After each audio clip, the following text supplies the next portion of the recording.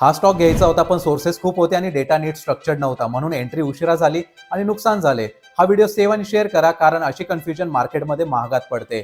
आधी माझं इन्व्हेस्टिंग असंच होतं. Market news, reports, threads, charts सगळं अवेलेबल, पण एकत्र पिक्चर क्लिअर नसायची. फंडामेंटल्स वेगळं बोलायचं, टेक्निकल वेगळंच, रिझल्ट, डिसिजन डिले आणि कॉन्फिडन्स कमी.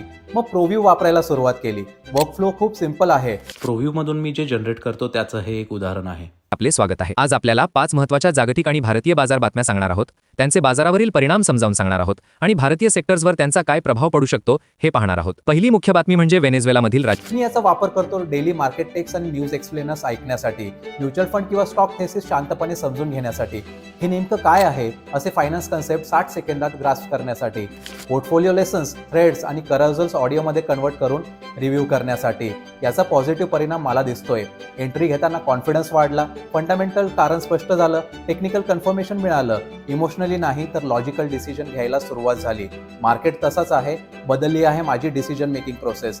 जर तुम्हालाही share market decisions structured, technically आणि फंडामेंटली क्लिअर पद्धतीने घ्यायचे असतील तर कमेंटमध्ये स्टॉक असा शब्द लिहा. मी तुम्हाला प्रॉम्प्ट पाठवेल आणि ॲपची लिंक सुद्धा.